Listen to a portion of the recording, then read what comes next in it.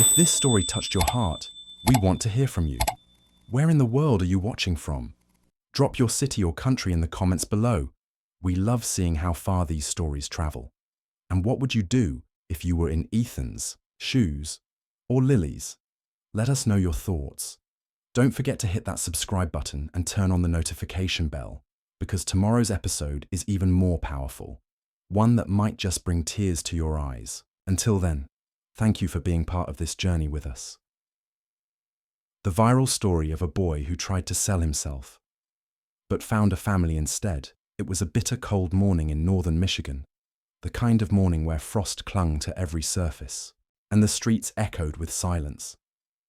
Lily Johnson, 58 years old, walked slowly down a back alley near the local diner, her fingers numb from sorting recyclables and old soda cans. She wasn't just collecting trash, she was surviving. Her disability checks barely covered rent, and every nickel earned from aluminum kept her one step ahead of hunger. As she bent down to lift the lid of a battered trash bin, a sound broke through the stillness, a faint, desperate cry. At first, she thought it was a cat, but as she moved closer, the cry grew louder, raw and human. Her heart stopped. Inside a damp cardboard box, swaddled in nothing but a hospital blanket and trembling from the cold, was a baby boy, no more than a few days old. His tiny fists flailed in the air, his face red from screaming, his breath forming, small clouds in the winter air. Lily froze, her breath caught in her chest. She looked around the alley, expecting someone, anyone, to appear. No one did. It was just her and this child. She reached out with shaking hands, picked him up, and pulled him into her coat. His skin was ice cold against her chest. She whispered softly, "It's okay now. You're not alone anymore." She didn't go to the police. She didn't call social services. She simply brought him home. She named him Ethan, a name she once dreamed of giving her own son if she'd ever had one. Her apartment was barely 400 square feet, with a leaky ceiling and a broken heater, but it became a sanctuary. Diapers were improvised from towels. Formula was replaced by watered-down milk until she found a local nurse willing to help. She rocked him to sleep in a cardboard cradle, sang lullabies while her own stomach growled, and made every dollar stretch until it screamed. Neighbors whispered. Some judged her. A disabled woman raising a child alone. "That's crazy," they said. But Lily didn't care. She had nothing to prove to anyone, except to Ethan. Every morning, she whispered, "You were meant to live. I'll make sure of it." The nights were hardest. When Ethan ran a fever, Lily stayed up by candlelight, holding his tiny hand, praying it would break. When the power shut off, she wrapped him in everything she owned. She never once thought of giving him up. In Ethan's cries, she heard purpose. In his eyes, she saw redemption. What Lily lacked in money, she made up for in heart. No papers, no blood ties, just love. And that was enough. Or at least, it had to be.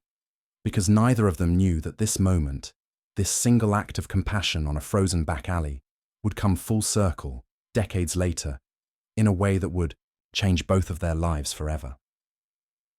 Years passed, and Ethan grew into a curious, bright-eyed boy with a laugh that could melt snow. Lily, now in her mid-60s, still walked the neighborhood collecting cans, her joints aching more than ever. But watching Ethan draw pictures with crayons or read from old books she found at yard sales, that made everything worth it. Then came his 6th birthday, and with it, a sobering realization. Ethan wanted to go to school. He had seen kids in backpacks racing down the sidewalks every morning. He wanted to learn. He wanted to belong. And Lily, despite all the odds, wanted that for him too. But there was one problem. Ethan didn't exist, at least not on paper. No birth certificate, no social security number, no legal guardian status. Nothing. Just a name, a warm coat, and the unwavering love of a woman the system barely recognized. Still, Lily tried.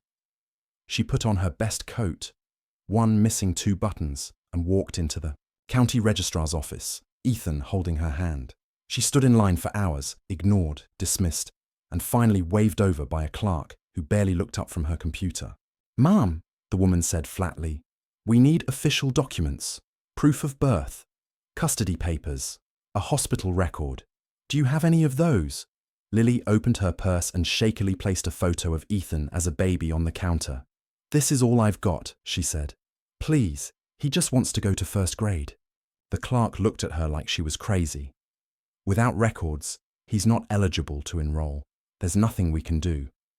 That night, Lily sat at their wobbly kitchen table, her head in her hands. Ethan was asleep in the other room, clutching a drawing he made of a school with his name on the door. She felt like a failure. The next morning, she returned, this time to the Department of Human Services. She begged, she pleaded. When they asked who Ethan's parents were, she stayed silent. Finally, with tears in her eyes, she whispered, "He was abandoned. I found him. I raised him. That has to count for something." A caseworker named Janice Miller took pity. She listened, really listened, and promised to see what she could do. A week later, Lily received a letter. It wasn't enrollment, it was a court summons. Someone at the agency had filed to investigate Ethan's living situation. And worse, they wanted to place him in foster care. "They said I'm too old," Lily said, barely holding back tears. "They said he needs stability." But to Ethan, Lily was stability. She was his only constant. When social workers came to visit, Ethan clung to her, refusing to let go. "Don't take me away," he cried. "This is my home." The system didn't know what to do with love that wasn't written on paper. But Janice did. She stood up in that courtroom and testified. "This boy doesn't have a mother on file, but he has one in front of him. Her name is Lily Johnson." And slowly, just barely, the tide began to turn. By the time Ethan turned 10, he was finally in school, thanks to a kind-hearted caseworker and a court decision that granted Lily temporary guardianship. It wasn't perfect, and the paperwork was still in limbo, but he had a backpack, a school ID, and a seat in a classroom. That was enough. For a while. He was smart, top of his reading group, always the first to finish his math worksheets. But there was one thing that never stopped tugging at him: the mystery of where he came from. Every time there was a Parents' Day or a family photo assignment, Ethan's heart would sink. Lily always tried her best. She'd pack him a bigger lunch than usual, straighten his collar, and tell him, "Go show them how bright my boy is." And he did. But when other kids ran into their mum's arms at pickup time, Ethan would stand alone, clutching his backpack, eyes scanning for someone who was never coming. One day, his teacher, Mrs. Connor, announced a new writing assignment. "Class, today's topic is my mom or dad and what they mean to me. You can write about one or both." Ethan's pencil didn't move. He stared at the blank page as his classmates scribbled away, laughing and sharing stories about birthdays, road trips, bedtime songs. A lump formed in his throat. He raised his hand slowly. "Mrs. Connor?" "Yes, Ethan. I can't write this." The room got quiet. "Why not, sweetheart?" "I don't know them. I've never met my mum or dad." A few kids snickered. One even whispered, "He's the dumpster kid, remember?" Mrs. Connor shut it down fast. But the damage was done. Ethan didn't cry. Not in class. Not until he got home. That night, Lily found him curled up under his bed covers, clutching one of the old letters she had written. One signed in shaky handwriting, "Love, Mom." She sat down beside him and said softly, "Do you want to talk about it?" He didn't. Look at her. Was she real? Lily hesitated. Who? My mum. Did she ever really write to me? The silence between them was heavy. Finally, Lily nodded. No, baby. She didn't. I did. He turned his face into the pillow. I just wanted you to feel loved, she whispered. even when I didn't know how to explain the truth. Ethan didn't answer, but he didn't push her away either. The next day, he handed Mrs. Connor his assignment. It was only one sentence. My mum is the woman who never gave birth to me, but gave me everything else. The teacher didn't read it aloud. She didn't need to. She simply gave him an A and hugged him before he left. From that day on, Ethan stopped looking for a face in the crowd, because no matter what the world said, he had a mother. Her name was Lily Johnson, and she wasn't going anywhere. Ethan was 11 when the coughing started. At first, Lily brushed it off. "It's nothing," she said, waving her hand. "Just a little cold." But Ethan noticed the way she clutched her side when she moved, how her face tightened every time she sat down or stood up. He started getting home from school earlier, quietly taking over chores before she even asked. Then one morning, she didn't wake up. Ethan found her lying on the couch, pale and burning with fever. Her breathing was shallow, her hands cold. He called 911 with trembling fingers. The ambulance came in under 10 minutes, but it felt like an hour. At the hospital, doctors confirmed what he feared. Lily needed emergency surgery for a ruptured appendix. Without it, they said, she might not make it. But there was a problem. The surgery cost over $6,000, and Ethan had no insurance card, no access to funds. Lily's Medicaid had lapsed during one of her many housing changes, and there was no next of kin listed. "She needs it now," the nurse said flatly. "Not tomorrow. Not next week." Ethan sat in the waiting room, eyes wide and full of panic. "What if I can earn it?" he asked. "Sweetheart," the nurse said gently, "you're just a kid." But Ethan wasn't listening.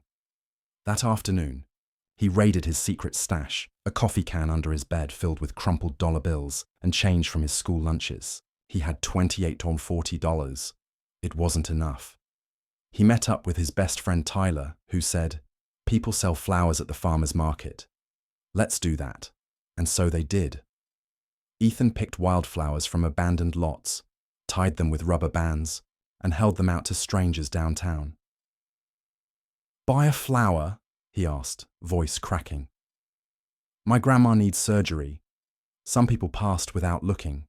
Others gave him $1. A few gave him nothing but pity. After hours in the cold, Ethan still didn't have enough. That night, huddled under a street lamp, he made a choice that no child should ever have to make.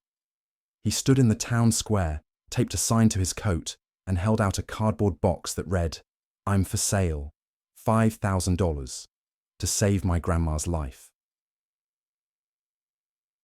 At first, no one took it seriously, but then a woman stepped out of a coffee shop, read the sign, and stopped. "What's your name?" she asked softly. "Ethan." "Where are your parents?" "I don't have any," he said, "but I have Lily. She's all I've got." Tears filled her eyes. Within minutes, the story spread. A local reporter caught wind, snapped a photo, and posted it online. It went viral by midnight. By sunrise, donations flooded in. The hospital called. "We're doing the surgery," they said. Funds were covered. Completely. Ethan clutched Lily's hand in the recovery room, whispering, "I told you I'd take care of you, just like you did for me." And for the first time in weeks, she smiled. The story of the boy who tried to sell himself to save his grandma made national headlines. TV anchors called him a hero. Social media lit up with hashtags like "For Lily" and "Ethan the Brave." Donations poured in not just for Lily's surgery, but to help them live a better life. A local non-profit offered them a new apartment rent-free for a year. A grocery store chain promised to cover their food bills. But behind the praise and the praise, something else stirred. Miles away in Chicago, Melissa Carter, a successful marketing executive, was frozen in front of her television. She recognized him. The eyes, the cheekbones, the name, Ethan. It had been over 11 years. Back then, Melissa was a scared 25-year-old intern, pregnant and abandoned by the man she loved. Terrified of losing her future, she made the worst decision of her life. She left her. newborn son near a diner in a neighboring town, hoping someone better than her would find him. And someone did. Now that someone had nearly died, and the boy she'd given up had offered to give away his own future to save her. Melissa couldn't breathe. She booked the first train to Michigan. Lily had just returned home from the hospital, still weak, wrapped in blankets, with Ethan by her side. He was helping her sip broth when the knock came. Ethan opened the door to a woman in a long grey coat, tears already falling. "Hi," she whispered. I'm Melissa. I think I'm your birth mother." The room fell silent. Lily's breath hitched. Ethan just stared, his hand frozen on the doorknob. "I don't expect forgiveness," Melissa said, stepping inside slowly. "I just needed to see you. I needed to thank you, Lily, and tell Ethan the truth." Lily nodded softly and motioned for her to sit. Melissa explained everything, her fear, her guilt, the years of silence. She'd watched Ethan grow up from afar once the story went public, but had never dared to step forward. Until now. Ethan listened, quietly, his expression unreadable. Then he asked, "Why now?" Melissa's voice cracked. "Because when I saw what you did for her, I realized I gave you away once. I can't let fear make me lose you forever." There was a long pause, then Ethan reached for Lily's hand. "This is my mom," he said gently. "But I can make space for you too." Melissa broke down. They all did. In the weeks that followed, Melissa stayed in town. She didn't try to replace Lily, she honored her. They built a new bond, slowly and carefully, not based on blood, but on truth. And when Ethan graduated high school 5 years later, it wasn't just Lily in the front row with tears in her eyes. It was Melissa too.